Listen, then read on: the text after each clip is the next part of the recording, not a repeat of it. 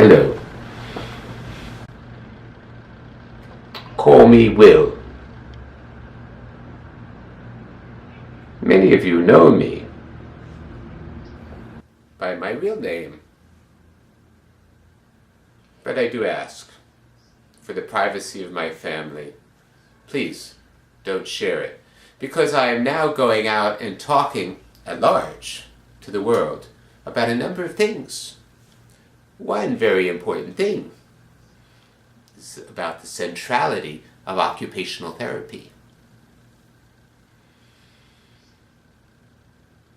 The centrality of occupational therapy in 21st century life. We are a unique profession, founded almost 100 years ago by a group of men and women who believed that a person, no matter how damaged they are, and they were dealing with people, these men coming back from World War I, missing limbs, blind, deaf, brain injury, and what we now call PTSD. They called it shell shock at the time.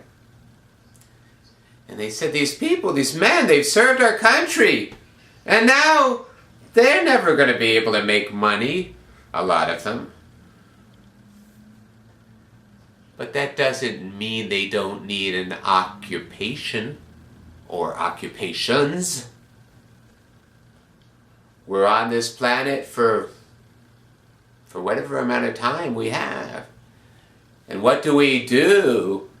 How do we occupy our time?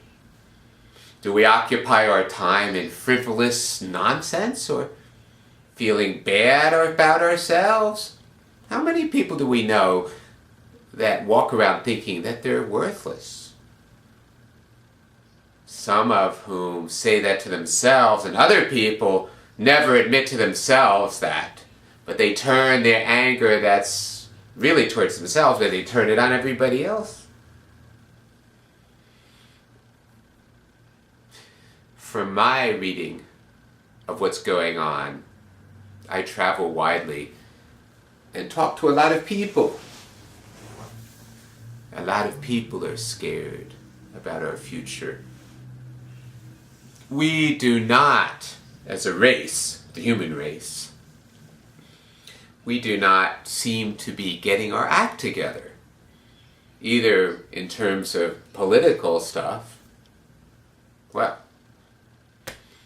World War I, what was on nobody's radar 100 years ago. April 1914, World War I, what's that? People were still concerned about one of the great tragedies.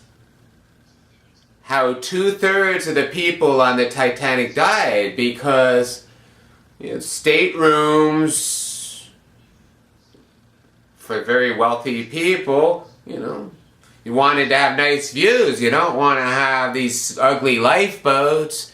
We'll just have enough lifeboats for the first class passengers or something. I mean, whatever. It was terrible.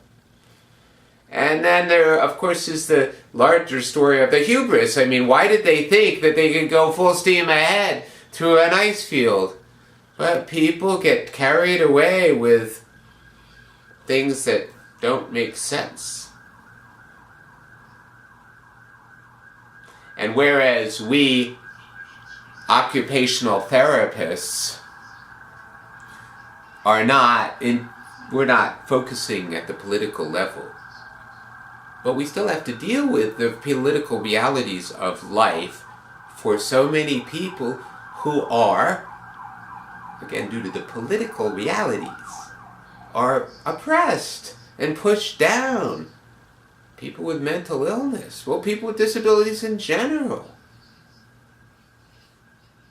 Life is not nice for a lot of people, and we as occupational therapists, again, we don't see ourselves as the ones that are going to change public policy, although why not raise our voices when we can? But that's not our prime focus. Our prime focus is on helping individuals help themselves. Understand their own ways of thinking, both positive as well as problematic. And we help them sort things out. We help them with the serenity prayer. To have the serenity to accept what really they must accept. To have the courage to do the hard work, the frustrating work that can in fact result in improvement and people feeling good about their lives even though they've had some terrible thing happen.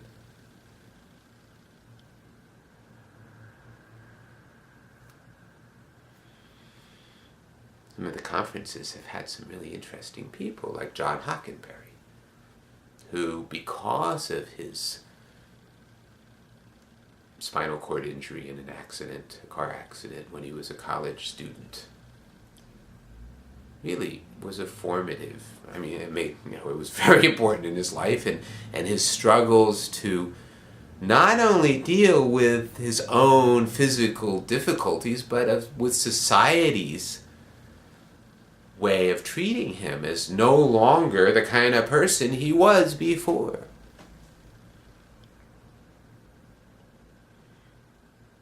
We have a lot to offer. But I don't think we're quite figuring it out, how we can truly rise to who we can be. I realize I didn't say anything about the parrot and what you see behind. What you see behind is a bigger version of this, the beak of the parrot. And it symbolizes an electronic parrot. Very powerful tool for occupational therapy. I'll talk about this more after the conference is over. I will have a lot more to say because being at the conference always is a very inspirational, mind-expanding experience. So, check back here, Monday, 5 o'clock. Or later, you come back here and you'll see some